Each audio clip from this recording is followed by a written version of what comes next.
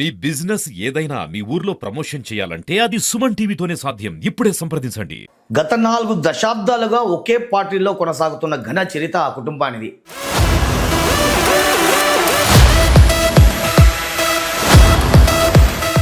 టేకూరి కృష్ణుడు పనిచేశారు. అనంతరం ఆయన సతీమణి టేకూరి రామసుబ్బ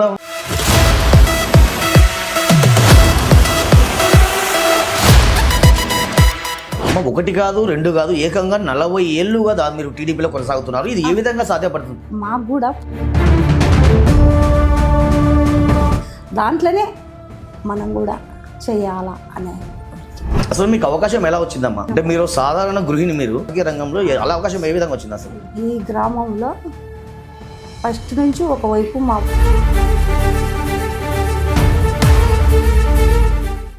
దళిత వాడకి ఏదో మీరు సొంత నిధులతో మీరు ఏదో బోర్లు వేయించారంటుంటారు.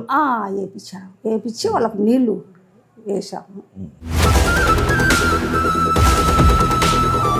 మా దాన ధర్మాలకు పెట్టింది పేరు మీ వంశం అంటుంటారు. అసలు ఏంటమ్మా ఈ సేవా దృక్పథం అన్నది మీకు పెద్దల నుంచి వచ్చింది? అసలు మా పెద్దలు కూడా అట్లే భూములు రాసి ఇచ్చారు. లేని వాళ్ళంటే చాలా అభిమానం. లేదు అంటే కూడా మా ఇంట్లో ఈ గింజలు ముంచుకుపోయి తినిపో అని చెప్తారు. టేకూరి నాగేశ్వరరావు గారు మీ అబ్బాయి అమ్మ. దాదాపు చుట్టుపక్కల మండలాల్లో ఎవరికి ఆపద వచ్చినా అక్కర వచ్చినా ప్రముఖంగా చెప్పే పేరు ఒకటే అంటుంటారు, టేకూరి నాగేశ్వరరావు. ఎందుకమ్మా అంత పేరు వచ్చింది? అసలు ఆయన సేవా కార్యక్రమాలు చేసడమే ఆయన పేరు వచ్చింది. ఎవరన్నా బాధపడుతున్నారంటే చూడలేడు. పేదలు తిరుపతి దేవస్థానానికి వెళ్ళాలనుకున్న వాళ్ళు ఎవరైనా నిరుపేదలు మిమ్మల్ని ఆశ్రయిస్తే తిరుపతికి వెళ్ళి దర్శనం చేసుకొచ్చే వరకు వాళ్ళ ఖర్చులంతా కూడా మీరే భరిస్తుంటారని విన్నాం. ఇది నిజమా అమ్మా? నిజమే. ఫోటోలు కూడా చూపిస్తా, ఫోటోలు కూడా తీసినాను.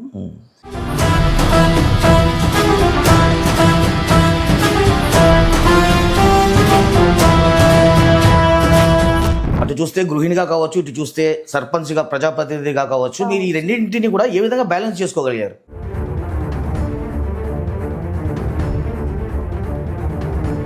చాతైన కాడికి చేసుకొస్తున్నాను సార్.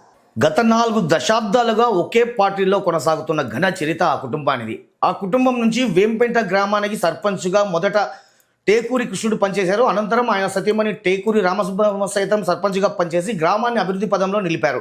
ప్రస్తుతం ఆమె మనతో ఉన్నారు. తనతో మాట్లాడి మరిన్ని వివరాలు తెలుసుకునే ప్రయత్నం చేద్దాం. అమ్మా నమస్తే అమ్మా రామసుబ్బమ్మ గారు. అమ్మా ఎలా ఉన్నారమ్మా? అంతా బాగున్నారు సార్. ముందుగా మీ కుటుంబ నేపథ్యం ఏమమ్మా? అంటే మీ భర్త గారు కావచ్చు, మీ తండ్రులు కావచ్చు, మీ తాతలు కావచ్చు, ఆర్థికంగా స్థితిమంతులా లేకపోతే మధ్యతరగతి కుటుంబానికి చెందినవారమ్మా? మేమైతే ఫస్ట్ నుంచి పెద్ద కుటుంబమే. మా వాళ్ళు కానీ అప్పుడు కొంచెం దేవస్థానాలకు కూడా పొలాలు రాసిచ్చిపోయారు.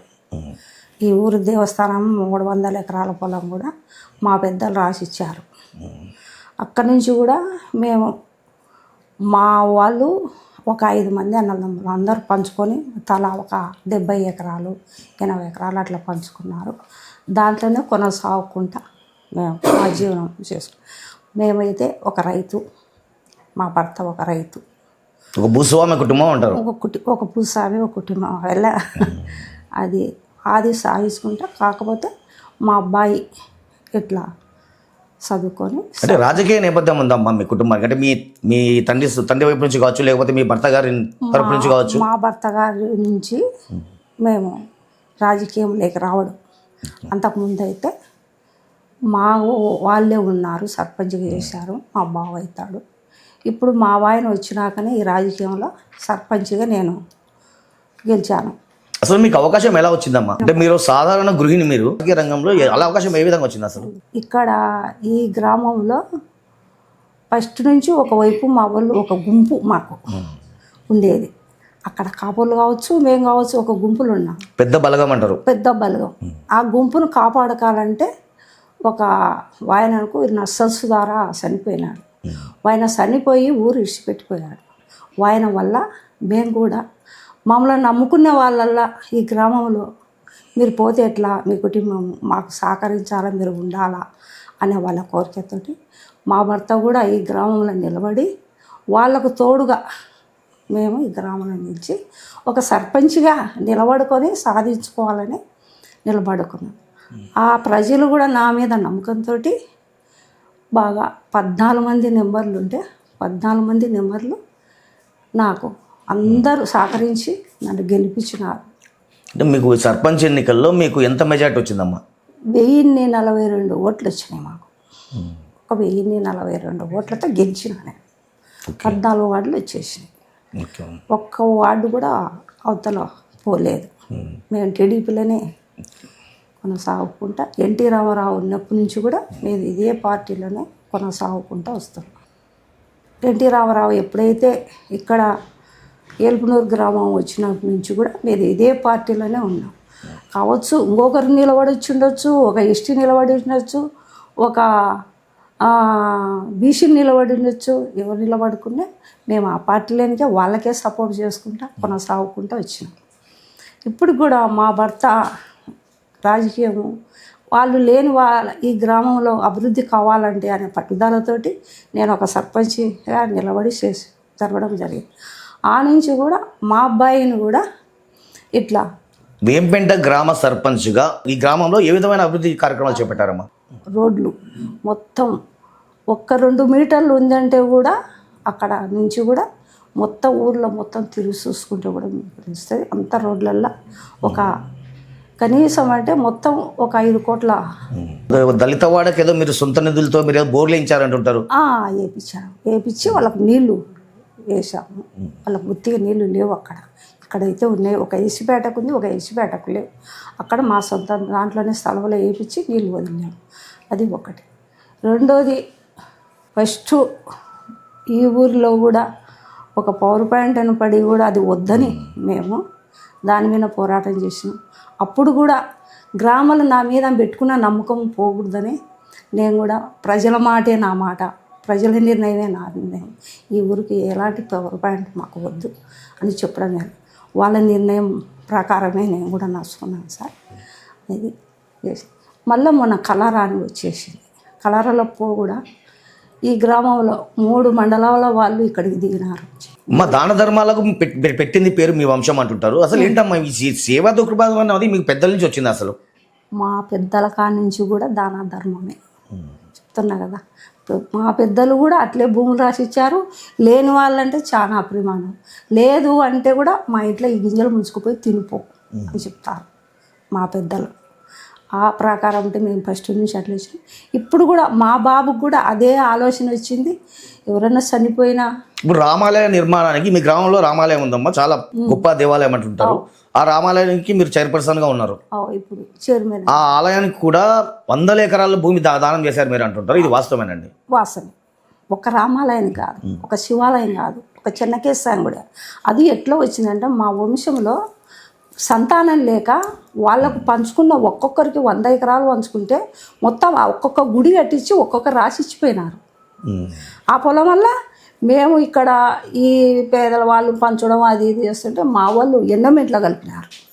ఎండోమెంట్లో కలిపినా కూడా కొన్ని రోజులు నా సస్పావలంలో అది 12 ఏళ్ళు ఆగిపోతే కూడా దాన్ని మళ్ళా సవాల్కి వస్తున్నారు, పాట పాడుతున్నారు, డబ్బులు తీస్తున్నారు.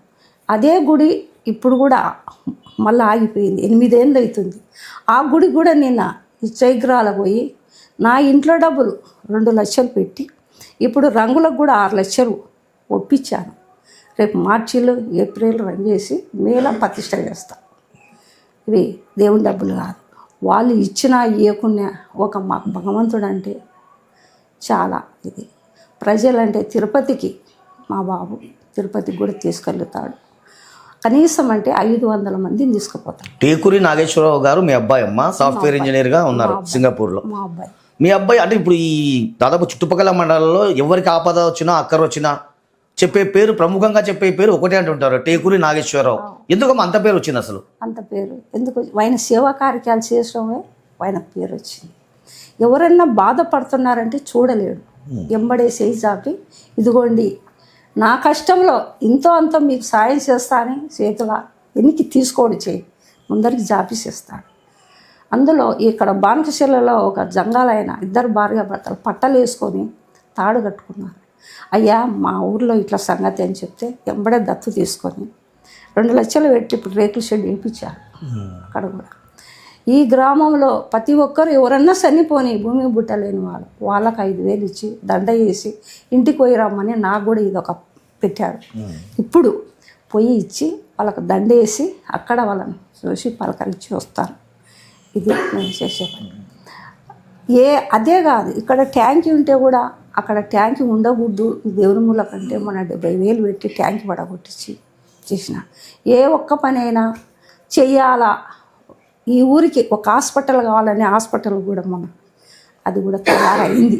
చిన్న హాస్పిటల్ 2 ఎకరాలు కానీ కొనిస్తా, పెద్ద హాస్పిటల్ మీరు ఇవ్వండి అని అడుగుతున్నాం. ఇది పెద్ద గ్రామము, మాకు ఇవ్వండి, మేము పెద్ద హాస్పిటల్ కూడా కట్టకాల.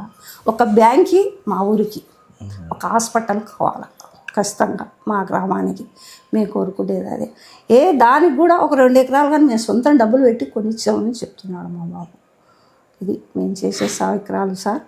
మీరు దాదాపు అంటే ఇప్పుడు ఎవరైనా పేదలు ఉంటే తిరుపతి దేవస్థానానికి వెళ్ళాలనుకున్న వాళ్ళు, ఎవరైనా నిరుపేదలు మిమ్మల్ని ఆశ్రయిస్తే వాళ్ళు తిరుపతికి వెళ్ళి దర్శనం చేసుకొచ్చే వరకు వాళ్ళ ఖర్చులంతా కూడా మీరే భరిస్తుంటారని విన్నాం. ఇది నిజమా అమ్మ? నిజమే. ఫోటోలు కూడా చూపిస్తా, ఫోటోలు కూడా తీసినాను. అమ్మేస్తా మొత్తం ఈడ ఎక్కి కూర్చోండి మీరు తుఫాన్లో, ఇంటికి వచ్చే వరకు లడ్డుతో సహా వాళ్ళకు సబ్బు, షాంపూ, ఆడేళ్లకు తలనొప్పి రాని, బేదికి రాని, జ్వరం రాని మాత్రలు కూడా మా బాబు అన్ని కంపెనీ మందులు తెచ్చి బండి ఆ బండికి పెడతాడు. నిమ్మకాయలు, టెంకాయ, బండికి ఎక్కుతున్నారో వాళ్ళే టెంకాయ కొట్టుకొని పూజ చేసుకొని బండికి ఇద్దరిని పెడతాం. పొయ్యి దిగి వచ్చే వరకు మీ ఇద్దరిదే బాధ్యత. కీలో దొరకపోవాలా, కీలో తీసుకురావాలా, అంతా ఒక్కటే. మళ్ళీ మేమేం పక్క పోము, అందరినీ చూసుకుంటేనే అందరినీ ఒకటే దొరకపోతాం. ఎంపీ క్వార్టర్స్లు ఉన్నాయి అక్కడ, అవి పెద్దవి 4 తీస్తాడు. అక్కడ దాంట్లో అందరినీ రాత్రి కన్నే నిద్ర చేయించుకొని స్నానాలు చేయించుకొని తినేసి ఇట్లనే అక్కడ ఎమ్మెల్యేలు దిగుతారంట. దిగినాక విలేకరులు ఇట్లే వచ్చినారు. వచ్చి 4 మాటలు మాట్లాడమని కాదు కూడా నిలబెట్టారు. నిలబడితే నువ్వు ఎందుకు చేస్తుండవు, ఏం కథ, నువ్వు తీసుకుపోతుండవు, అక్కడ ఏమన్నాయా, ఎట్లా మీ పరిస్థితి అని ఇవల్ల అడిగినారు. భగవంతుని నా భారం వేసి నేను తీసుకుపోతాను, అంతా ఆయనే చూసుకుంటాడు. అంతేగా సార్ మేము చేసేది. ఇప్పుడు ధైర్యం చేసినాము, భగవంతుని బేరం చేసినాము, తోలుకుపోతున్నాం, అంతా ఆయనే చూసుకుంటాడు అని విలేకరులు వచ్చి అడిగినారు. వాళ్ళకు మళ్ళీ మంచిగా ఒక పటం ఇంటికి కూడా తీసుకొని అందరికీ చేసి అందరికీ ఇంటికి వచ్చే వరకు మేమే ఒక టెంకాయ ఒకటి కొట్టుకోరమ్మా తిరుపతి గుళ్ళో అని చెప్పి ఆ 3 రోజులు కంటి మీద రెప్పేయకుండా పోయిన రోజు కానీ వచ్చే రోజు కానీ మరుస రోజు కానీ 3 రోజులు కంటి మీద రెప్పేయడు. వాళ్ళని ఏరాండారు, వాళ్ళు దాంట్లో కాంబాక్సులు ఉండారు, వాళ్ళని చూసుకొని వాళ్ళని క్షేమంగా తీసుకొచ్చి ఇంటికి వచ్చే వరకు తల్లి కొడుకు మేము నిద్రవు. వాళ్ళ మీద ఉన్న ప్రేమ మాకు అది. వాళ్ళని చూస్తే మాకు ఎంతో ఆనందము, అంత సంతోషం. 1 కాదు 2 కాదు, ఏకంగా 40 ఏళ్ళుగా మీరు టీడీపీలో కొనసాగుతున్నారు. ఇది ఏ విధంగా సాధ్యపడుతుందంటారు? మాకు కూడా పొలం ఉంది కదా సార్, ఆ డబ్బులు వస్తుంటాయి కదా. ఇప్పుడు 2 కొడుకు కూడా జాబులు చేస్తున్నారు కదా, వాళ్ళు పంపించే డబ్బులు అనుకో, ఇక్కడ గుత్తల డబ్బులు అనుకో, మేము ఇదే సేవ తీసి కుప్పేసుకోవాలా, ఇంకొకటి దాంట్లోనే మనం కూడా చేయాలా అనే కోరిక. ఇప్పుడు మరో 2-3 నెలల్లో స్థానిక సంస్థల ఎన్నికలు రాబోతున్నాయమ్మా. మీరు మాజీ సర్పంచ్, మళ్ళీ మరోసారి ఎన్నికల బరిలో దిగి సర్పంచ్ ఎన్నికల్లో దిగి ఏకంగా ఎంపీపీ అదే ఈ స్థానిక సంస్థల ఎన్నికల్లో మళ్ళీ బరిలో నిలిచి ఎంపీపీ అయ్యే అవకాశాలు మీకు ఎక్కువ ఉన్నాయంటున్నారు. అది దాదాపు ఖరారైంది అంటున్నారు. ఇప్పుడు నేను కాలేను, అది ప్రజల నిర్ణయం. ప్రజలు ఏది తీర్మానం ఇస్తే అదే. ఇప్పుడు నాది ఒకంది ఎట్లయితుంది సార్, ప్రజల తీర్మానం అది. అది నాకు కూడా రాసి పెట్టిండాలి కదా సార్, పైనుంచి రాసి ప్రజలు తీర్పు ఇవ్వాలి. ప్రజలు ఇచ్చినప్పుడు మనం ఎవరము దాన్ని అడగనీక లేదు. నేను సర్పంచ్ అవుతానని నేను ఏ పొద్దునకలేదు, దానికే అది నడిచి వచ్చింది. వచ్చినప్పుడు సర్పంచ్ అయినాను. వేంపెంట అన్నది గతంలో ఒక్కసారిగా రాష్ట్ర వ్యాప్తంగా ఉలిక్కి పడేలా చేసింది వేంపెంట గ్రామం. కరెక్ట్. ఆ సామూహిక దహనకాండ జరిగినప్పుడు మీరు వేంపెంట గ్రామంలో ఉన్నారా? ఖచ్చితంగా ఉన్నాను. మా భర్త కూడా పోయాడు అక్కడికి, కూడా తిరిగి వచ్చాడు. అప్పుడు నర్సుల ప్రాబ్లం, ఒక 7 రోజులు అనేది వచ్చినాయి, అట్లా జరిగింది సార్. ఇప్పుడైతే ఏమీ లేదు, అంతా బాగున్నాము, గ్రామం బాగుంది, గ్రామంలో ప్రజలందరం బాగుంటాం. నక్సల్స్ ప్రభావిత ప్రాంతం అండి వేంపెంట. ఈ గ్రామంలో మీరు ఎలా అంటే ఫ్రీగా బతికారా, స్వేచ్ఛగా బతికారా, లేకుంటే భయంతో బిక్కుబిక్కుమంటూ బతికారా? ఏమి లేదు సార్, మా ఊర్లో అయితే ఇప్పుడు ఎలాంటి నర్సల్స్ భయం లేదు, ఊర్లో భయం లేదు, వాళ్ళు మేము అంతా బాగా ఉందాం. ఇప్పుడు ఏం ఇలాంటివి ఏం లేదు, అంతా బాగున్నాం. ఓకేమ్మా, మంచి పట్టున్న రాజకీయ కుటుంబం మీది ఈ వేంపేట గ్రామంలో. మరి అలాంటప్పుడు మీరు నిలబెట్టిన ఎస్సీ అభ్యర్థి ఎందుకు ఓడిపోవాల్సి వచ్చింది గత ఎన్నికల్లో? అప్పుడు వైఎస్ఆర్ వచ్చింది, వైఎస్ఆర్ ప్రభుత్వం నుంచి ఫ్యాన్ గాల్లో ఓడిపోయారంటారు. వాళ్ళు వైఎస్ఆర్లో వాళ్ళ మనిషి గెలిచినాడు. అప్పుడు వాళ్ళ ప్రభుత్వం ఉంది పైగా. ఇక్కడ మేము నిలబెట్టినాం ఆయన పోటీ, అప్పుడు ఓడిపోయినాం. అప్పుడు ఆయనకు కూడా మేము ఇచ్చి పెట్టుక లేకుంటే కూడా మేము కూడా 7 లక్షలు డబ్బులు పెట్టి పోటీగా నిలబెట్టించాం ఆయన. ఆయననే ఇప్పుడు అప్పుడు ఓడిపోయినాడు, అదే ఇప్పుడు గెలిచిన ఎస్సీకే వచ్చింది. ఆ ఓడిపోయిన మీదనే ఇప్పుడు ఆయనను నీటి శాఖకు నీటి శాఖ సర్పంచ్ని చేసి నీటి శాఖకు వైస్ ప్రెసిడెంట్గా జిల్లా లెవెల్లో బుడ్డా రాజశేఖర రెడ్డి కాడికి పోయి మా బాబు మొత్తము ఆయనకు అయ్యే ఖర్చు ఏ ఫస్ట్ ఎలక్షన్ కానుంచి అయిపోయే వరకు మా బాబే ఖర్చు పెట్టించి ఆయనను సర్పంచ్ చేసినాడు, జిల్లా లెవెల్లో వైస్ ప్రెసిడెంట్ని చేసుకొచ్చినాడు. ఆయన సొంతం ఖర్చు, మన సొంతం ఖర్చు పెట్టి.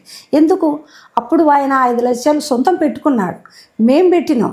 ఓడిపోయి బాధపడుతున్నాడనే ఒక ఎస్సీ బాధపడకూడదు. ఇదే మళ్ళీ ఈ స్థానంలో అదే ఉండగానే మళ్ళీ ఈయనను కూడా గెలిపించి ఒక స్థాయిలో నిలబెట్టాలని ఆయన ఆ స్థానంలో నిలబెట్టాం. ఓకే అమ్మ, నిస్సందేహంగా మీ అబ్బాయి టేకూరి నాగేశ్వరరావు గారు చేస్తున్న సేవలు అనిర్వచనీయమైనవే. ఈ సేవలు అన్నవి ఇంతటితో ఆపేస్తారా, లేకుంటే భవిష్యత్తులో మీ కార్యాచరణ ఏంటి అసలు? అంటే భవిష్యత్తులో టేకూరి నాగేశ్వరరావు గారు తాను చేస్తున్న సేవా కార్యక్రమాలను మరింత విస్తృతం చేసే అవకాశం ఉందా? చేస్తూనే ఉంటాం. మా శక్తి ఎన్ని రోజులైనా సరే మాకు ఓపిక నెన్నాళ్ళు చేస్తాం. ఇప్పుడు ఈ రోజు అని కాదు, ఆ రోజు అని కాదు, ఆ బాబుకి ఎంతవరకు శాతనైన వరకు పోరాడతాడు. అంటే మీ రాజకీయ లబ్ధి కోసం ఇలాంటి సేవా కార్యక్రమాలు చేస్తున్నారండి అంటే మీరేమంటారండి? రాజకీయం కోసమే చేస్తాను నేను, ఒక్క రాజకీయం కోసమే చేస్తున్నాను, ఊళ్ళో ప్రజల కోసం కూడా చేస్తున్నాను. ఇంకా రాజకీయం కోసం దానికోసమే నేను చేయలేదు. రాజకీయం లేకముందు కూడా అవతల పార్టీ ఉంటే కూడా ఇదే బజార్న జనాలు పోతే అక్కడ ఒక ఊరు ఉంది కొట్టాలని, వాళ్ళకు ఆ పొద్దు మొబ్బుకు పోతుంటే కూడా లైట్లు, ఏది లైట్లు వాళ్ళ పార్టీ ఉంటే కూడా ఇది లైట్లు వేయించినాం. ఇదే రాజశేఖర రెడ్డి ఉన్నప్పుడు మొత్తం వరదలు వచ్చి మొత్తం కొట్టుకపోయింది. కొట్టుకపోతే కూడా ఊరు జనం వల్ల అట్టుడికింది, చుట్టూ నీళ్లు కమ్ముకుంది, ట్రాక్టర్లు పెట్టి తోలినాం జనాలు. ఇదే మిట్టకందాల. గతంలో మీ భర్త వేంపేట గ్రామ సర్పంచ్గా పనిచేశారు, ఆయన తర్వాత మీరు ఈ గ్రామ సర్పంచ్గా పనిచేశారు. భవిష్యత్తులో నేను కాదు, సర్పంచ్గా మా ఆయన నడుపుకుంటూ వచ్చినాడు, లేడీస్కి వచ్చింది, నేనే చేసిన. అదే అమ్మ, భవిష్యత్తులో మీ అబ్బాయి టేకూరి నాగేశ్వరరావు గారు రాజకీయ రంగ ప్రవేశం చేసే అవకాశం ఏమైనా ఉందా? నాకైతే తెలియదు. ఆయన నిర్ణయము, ప్రజల నిర్ణయము, అది ఆయనకు తెలుసు. నాగేశ్వరరావు గారి మాతృమూర్తిగా మీరేమి కోరుకుంటున్నారు?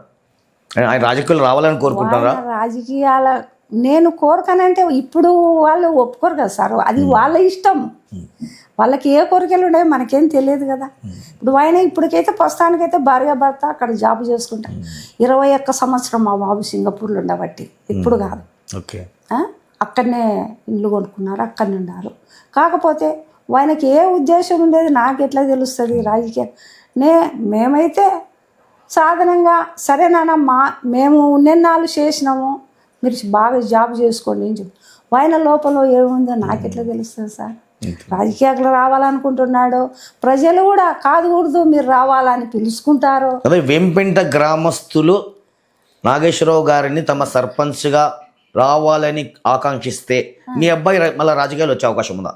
అదే సార్, అది ప్రజల మనుషులు, మీరు ప్రజల మనసులో ప్రజలే నిర్ణయిస్తారని చెప్తున్నా కదా, వాళ్ళ నిర్ణయమే ఆయన నిర్ణయం. అమ్మ, ఇప్పుడు కోరితే కాదనరు, అడిగితే లేదనరు అనే విధంగా మీకు మీ కుటుంబానికి పేరుందమ్మా.